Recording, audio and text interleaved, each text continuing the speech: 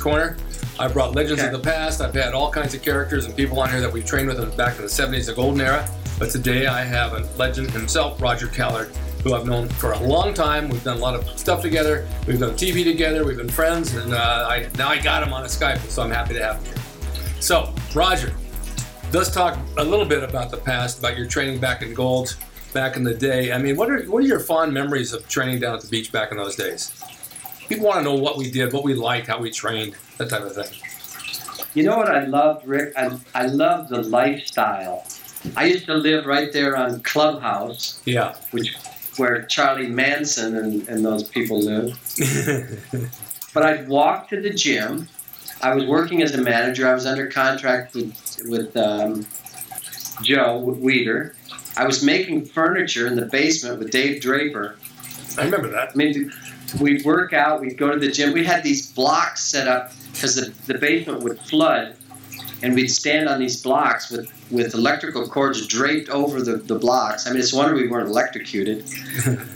Dave and I would be down there burning and brushing and making furniture, and then at night we'd go down to the pier and we'd saw pieces of wood off the pier because it was condemned. Yeah, it was condemned. But what I loved was that idyllic lifestyle. And we were young. We didn't have a care in the world. Yeah.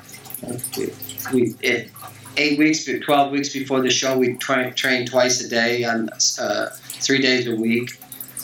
And Arnold would come over, and you would come over, and we'd watch the Three Stooges, and then we'd go work out. I mean, it was an idyllic life. We'd go down there at the beach, open pit. We had our own spot where it was kind of a no-fly zone. It was a bodybuilder central. When we went into a restaurant, we took it over, the Jamaica Cafe Inn or wherever we were. It was just, when you look back at it, you go, wow, we were a part of something that was so impactful. I mean, we had no idea. We were a little minuscule subculture training in that, how big was that gym? Small. 800? Yeah, 800 square feet, maybe. Maybe 1,000 square feet at most. Louvered windows and skylights. I mean, it was the perfect place to train. You got the wind off the beach, the fresh air. The lighting was perfect. We'd go up the roof and we'd lay up there. It was just an amazing group, an eclectic group of guys. We all got along. We competed against each other. We trained with each other. We basically spent more time together than we did with our wives, and it was just an amazing time. Well, there was a camaraderie among us. Like it was all like high school buddies. We just did everything together, and we didn't even think about today it was going to be this popular and people wanted to know about it. We just did what we did. And training, really, there was no complex training method. It was basic. Very basic. I learned a lot from training from Arnold and Frank Zane, but I also learned a lot from Dave Draper because he said, just listen to your body.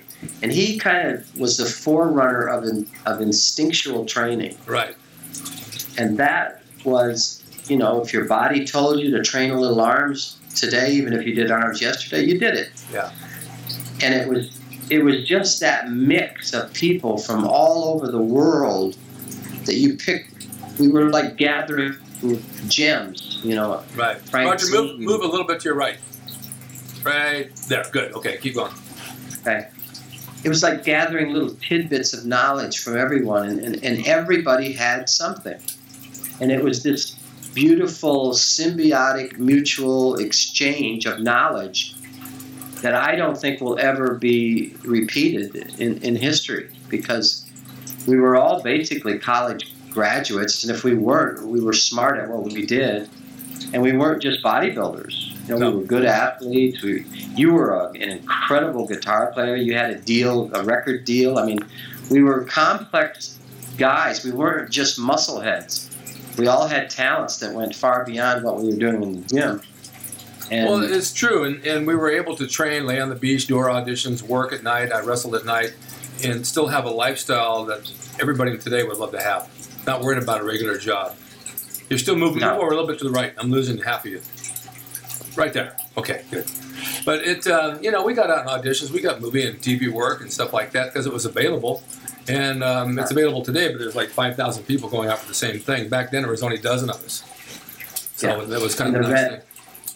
My rent was only $140 living at the beach. It was cheap. I paid $165. But it's amazing. I mean, the workout you did, we all did, is the chest, back, shoulders, arms, legs, same type of thing. Nothing phenomenal like the trainers do with these balls and all this stuff today. We just had basic stuff. Our diet was what? High protein, low carb. Yep. Pretty much. Good. A lot of, grapefruit and blueberries and raspberries and strawberries and cantaloupe. And we ate well. We ate good. Yeah. There's no gym today that actually duplicates that. I've had news teams come out here from Channel 4 and say they want to go down to the Mecca of Bodybuilding and do the history of it, so they're going over to Hampton. I said, that's not the gym. The gym was on Brooks and Pacific, and then it moved to Second, then it moved to Hampton. And newscasters don't know that. They give out false information. They think, oh, no, this was the original. No, it's not the original. It's far cry from what the original was. Exactly. But it's funny how everybody kind of went in their own direction, I mean, there were still a few guys we're in contact with, but some have died. Some we don't know where they are. But it'd be nice to stay in touch with them all. That's true. Go ahead. I'm gonna sit back in my seat a little bit. How's this? You're like a race car driver. Yeah, I'm gonna lean back a little bit. How's that? Tell us where you are. What city and state? I am in the great metropolis of Oakley, Michigan, which is a huge town. And there's a lot going on here. I mean, there's a lot of tractors. There's a lot of farms. There's a lot of farm animals. Is that where you're from? This is where I'm from. This is where I grew up. I was that little skinny boy running around in the woods. I was the Brady Flash. I had a lot of nicknames when I was little. I was Cat Callard. I was King Callard because my middle name is Leroy, not Leroy. I was the Brady Flash because I was fast. I was Roger the Dodger. I was Roger Ramjet. Then I ate 144 cookies, and I became the Cookie Monster. Oh, that's funny. I didn't know that. We had a costume party at Michigan State, and the prize was a case of beer and a keg of beer. So these guys dressed me up as Cookie Man and wrote all these things over, tattoos all over my body that said Mom, and I had a bandana, and I had red, white, and blue sneakers, and I had tights on with no shirt and a cape. I ran into the sports dell at the middle of the dorm, and as I was running, I ran into this poor guy who was actually, I don't know what he was doing, but I leveled him. He slid into the thing. I come running in, leaped up I don't know if you remember, I could jump like a kangaroo. Yeah, I do remember. I had a vertical leap that was just off the charts. I could vertical leap almost 4 feet. So I jump up on this table and I start posing. The place went nuts. I became Cookie Man. That is funny. What brought you out to Venice? Actually, I had a couple of tryouts with some football teams. I had a tryout with the Chargers, but I was really interested in coming out and getting into the acting and the bodybuilding. Yeah. And the funny story is I started talking to Dave Draper at a party. I went in, I used phone, and I called Dave Draper. His number was listed. I started talking to him, and he goes, oh, yeah, come on out, to California. So I went to the 72 Mr. America in Detroit, and I was going to enter, but I was late. Ralph Countryman wouldn't let me in, so I met John Grimmick, and John Grimmick goes, come on back here, I'll show you how to wash. And I met Jim Morris, and he invited me out, so I came out. I stayed with him for a while, then I moved to Venice, lived at the, what was the name of that hotel? The Windward Hotel? Yeah, Windward, sure. I stayed in the Windward Hotel. It was like $11 a night. I hear this woman screaming all night, and I'm telling her to be quiet. Well, next day I find out she was being murdered. Oh, my God. That was my welcome to Venice. Yeah. And then I I met Ken Waller, and, we kind of hit it off because we were both football players. And I got a job, as a co-manager, the co-manager meant you cleaned the gym. Right. Yeah. So then I met Joe Weider and got on the payroll and got an apartment, clubhouse. It's funny how things work out. It's hard for people today to even fathom that. To even try to do that would be hard to do. But even then, I mean, your attitude like mine is, what does it hurt to try? And it's going to work. And so it just happens. How many days a week do you train now? I train about 5 or 6 days a week, sometimes 7. Do you go heavy? I don't go heavy, but I do a lot of supersetting and tri-setting. I train fast. Good. Yeah, it's good. So I really pump, I pump it up. Do you feel it's harder to stay in shape now? Is it harder for you to stay in shape now? It's harder to get myself to the gym. Yeah. And, of course, harder to lose fat. Yeah. It's hard to do anything, but I enjoy it because it's who I am, and if I don't do it, I'm not really myself. And I understand that. For a while there, I wasn't myself. Well, do you have any joint issues? Do you have any injuries that bother you? Like most guys have knees or shoulders or wrists or whatever. Just my head. My head bothers me. Does it? Mine too. That's why I shaved it. I know. I have a hair in mine that bothers me. But no, I actually, Rick, I feel really blessed. I mean, I miss my wife every day. I miss her. I'm sure. And that's been very difficult, but thank God for the gym. Yeah. Thank God for, guys like you and Pete Grimkowski and friends of mine who I've stayed in contact and have been very supportive. Right. And speaking of Pete, tell us what you're doing now with Pete. Tell everybody. Well, Pete, myself, Tim Kimber, a guy named Bruce Evil, and actually we're working with Jim Raquel as well, who was the former head judge, FBC. Yeah. Pete and I and Tim and Bruce, we started a company called Grimco International. Right. And as you know, Pete was really the architect behind building Gold's Gym into the empire that it is today. Oh yeah, I know. And he really hasn't got the credit for the genius that he is. I mean, the things that he's done. If you look at that Gold's Gym, think about the millionaires that were made simply because of going into that gym. Yeah, no, there's no doubt about it. And you didn't just go there to work out. You went there because it was a parade of who's who. You didn't know who you were going to run into. Right. Bruce Jenner, Lyle Alzado. They were all there. They were LL Cool Jam. It didn't matter. Every day was different. And there was a humility, too, when you walked in that gym. Suddenly, everyone was kind of on level ground with the bodybuilders. And it's true. You remember Isaac Hayes. Yes, you remember Isaac Hayes coming into the World Gym. Yeah. It's funny because celebrities always want to be athletes, and athletes always want to be celebrities. So there's a common ground there well, there was a common respect, a mutual respect. There's a common and kind of a mutual, I don't want to say symbiotic again, but I'm going to say it. There's a mutual symbiotic relationship because each are striving to be the other. So by engaging with each other, you kind of enhance self.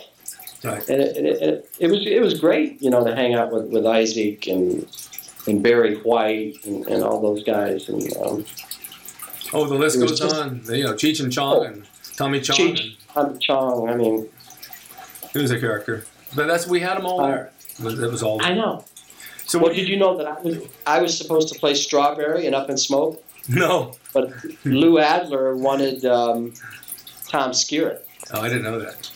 But Cheech and Tommy wanted me to play, Strawberry.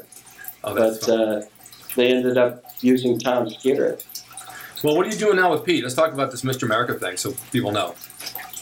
Bruce Ebel, who's a multiple gym owner, Gold's Gym owner, purchased the right to the Mr. America contest. So he owns that for perpetuity, and he's a part of our company. So we're putting on the first inaugural Mr. America since 1978, which is kind of exciting. in conjunction with Jim Raquel and Joe Cristiano in Rochester, New York. Rochester, New York. So it's kind of cool. Exactly. And it's going to be a great show. Bruce Evil puts on an amazing show. I was at one of his Gold's Gym openings in Largo, Maryland, which is a predominantly black area. Yeah. He put on such a beautiful, beautiful opening, and I never had such a good time. The members were incredible. The community, the arms were open for the gym, and all the community leaders came in. There were some political activism going on. It was wonderful, and Bruce has just done an amazing job in that city with his Gold's Gym, and he's an amazing promoter. So I would advise anyone on August 8th, if you're in Rochester, New York, right, come to that show because you will be entertained like you've never been entertained.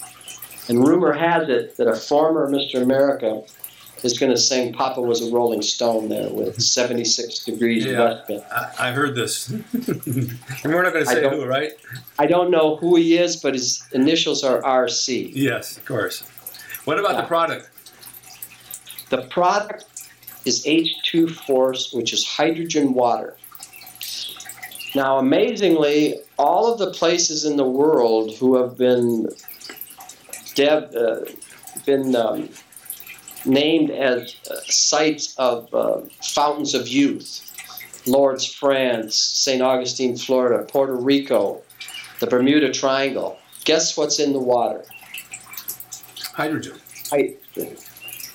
Hydrogen. Now, the problem was, how do you infuse water with hydrogen without it evaporating? Well, this Russian doctor figured out a way to do it.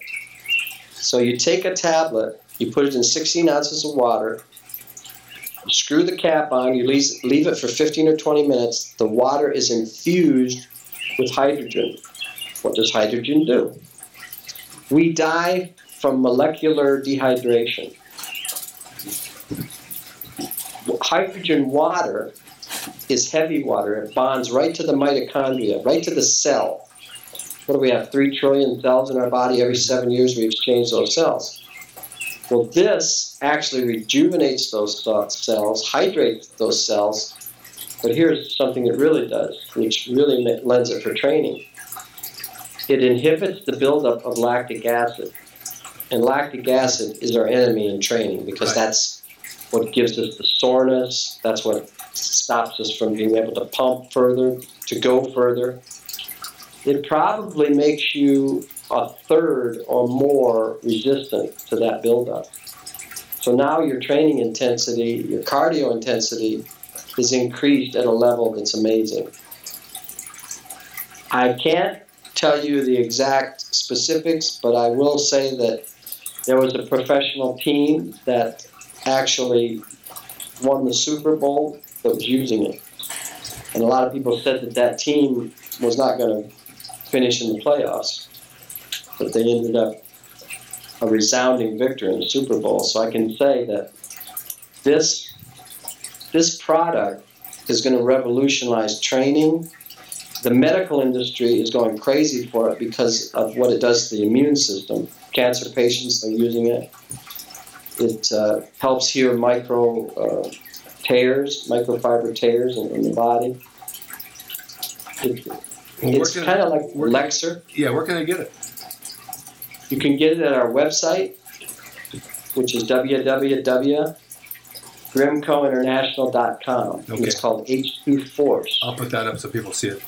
And I would tell people, anyone watching Rick's Corner, when you watch the show, if you go to the website and you order, click on the box for Rick's Corner for discounts and for future upcoming events. Oh, that's where you'll know where it came from that way.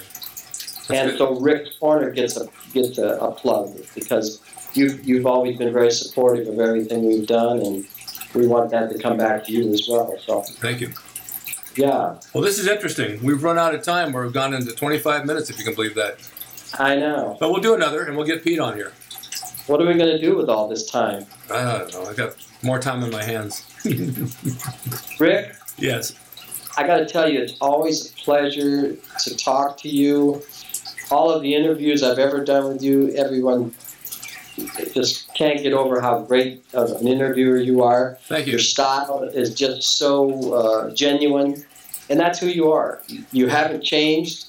You've always been that same honest guy, you know, who trains hard with the thumb-free grip. Yes, with thumb-free grip. Not so much anymore. My thumb it's kind of like numb from having carpal tunnel. I'm getting surgery on that, but I'll be all right. All right, Roger. You were amazingly strong. What's that? You were amazingly strong, and you and I kind of had a groove, and once we were in it, it was easy. Yeah, you know, my bench was like really easy for me, but I don't do them anymore. My shoulders are too bad, and I ripped the tricep. But it's very precise, too. Yeah. Your groove was very precise. You know, I told, real quick, I was telling people who do benches back in the days when we benched, the benches were different because the bars came across your shoulders, the rack. Now they're out to the side. So if you had bench, you had this stability from the rack against your shoulders when you would push.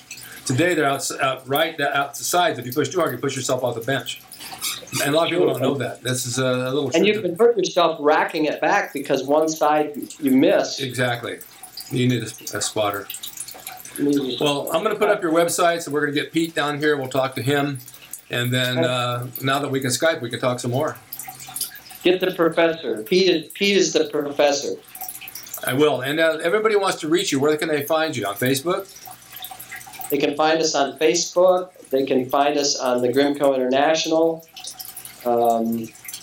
They can find me in Oakley, Michigan, but they probably won't find me there. Okay.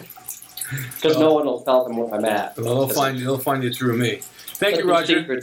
Stay on the line. I'm just going to say thank you all to the viewers for watching Rick's Corner. This is Roger Callard. You guys have been asking him for a long time, and we finally figured out how to Skype this since he's not local. And I want to get other of the past legends as well, but a lot of guys don't live here in California, so we're going to try doing the Skype thing if they know how. Thank God Roger knows how to Skype because he got me on today because we couldn't figure it out. So thank you for watching Rick's Corner, and stay tuned for more. We'll get Pete from Casciner, go to the Mr. America August 8th in Rochester, New York. Go to G-Force on the website. I'm going to put that down there. Check out this thing because you need to help your body, immune system, and your moleculars grow and become a better man. Right? I said that all in one breath. You're the man. Okay. See you guys later. In advertising. Oh, you are.